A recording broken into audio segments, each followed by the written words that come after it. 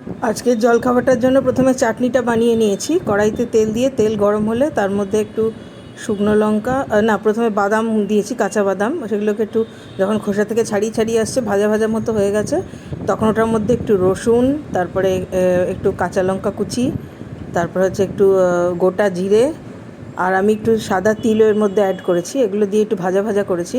তারপরে টমেটো দিয়েছি, টমেটো দিয়ে তারপরে নুন দিয়েছি টেস্টের জন্য।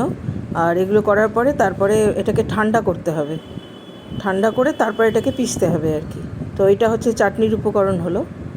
আর এরপরে হচ্ছে যেটা হচ্ছে মেন ব্যাটারটা তৈরি করতে হবে। মেন ব্যাটারটা তৈরি করার জন্য সুজি একটা মিক্সি জারে নিয়েছি, আর কাঁচা আলুগুলোকে ছোটো ছোটো করে কেটে রেখেছিলাম। এবার ওটাকে একসাথে মিক্সিং জারে মিক্সড করেছি অল্প জল দিয়ে।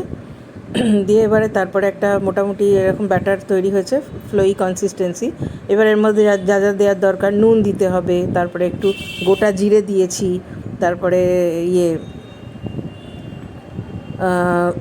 আরও অনেকে পেঁয়াজ কুচি, আর যদি কোনো আপনার কাছে সবজি থাকে, টমেটো কুচি দিতে পারেন, ধনেপাতা কুচি দিতে পারেন, গাজর কুচি দিতে পারেন। তো আমি আর বিশেষ কিছু দিইনি, খালি পেঁয়াজ দিয়েছি। দিয়ে এবার এটাকে মিক্সড করে রেখেছি। আর ওদিকে আবার চাটনিটা ঠান্ডা হয়ে গেছিলো, চাটনিটাকে অল্প জল দিয়ে গ্রাইন্ড করে নিয়েছি।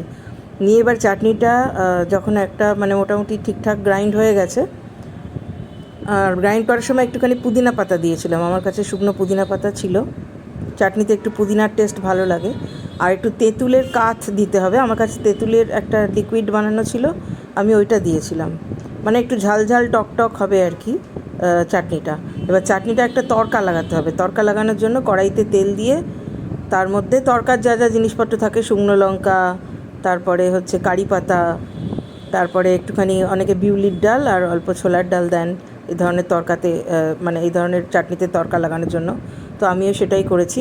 ওইগুলো সব যখন একটু ভাজা ভাজা মতো হয়েছে, চটপটে হয়ে গেছে, তখন ওটাকে ওই চাটনিটার মধ্যে দিয়ে দিয়েছি। আর ওই তেঁতুলের ব্যাপারটা আগেই বলেছিলাম যে তেঁতুলের আমার কাছে লিকুইড একটা বানানো ছিল, ওইটা এখানে অ্যাড করেছি। কেউ একটু চিনিও, অল্প 2-3 দানা চিনি এর মধ্যে দিতে পারেন। এবার হচ্ছে মেন যেটা ব্যাটারটা ছিল সেটা তো তৈরিই ছিল, ওটার মধ্যে এবারে লাস্ট মোমেন্টে একটুখানি খাবার সোডা, হাফ চামচেরও কম খাবার সোডা মিশিয়েছি, যাতে ওটা ফোলে। দিয়ে এবার ভালো করে মিক্সড করে নিয়ে কড়াইতে তেল গরম করে তারপরে 2 হাতা মতো ব্যাটার দিয়ে দিয়েছি। তারপরে আঁচটা মোটামুটি মিডিয়ামে রেখেছিলাম। তারপরে যখন একটা পিঠ হয়ে গেছে, তখন অন্য পিঠটা উল্টে দিয়েছি। এইভাবে 2 পিঠটা বেশ ভালো করে ভেজে নিয়েছি। তো এই জিনিসটা যদি এরকম বাদামের চাটনির সাথে, বাদাম টমেটোর চাটনির সাথে সার্ভ করা যায়, তাহলে খেতে অসাধারণ লাগে। নিরামিষ তরকারির মধ্যে, নিরামিষ জলখাবারের মধ্যে এটা একটা দারুণ জলখাবার।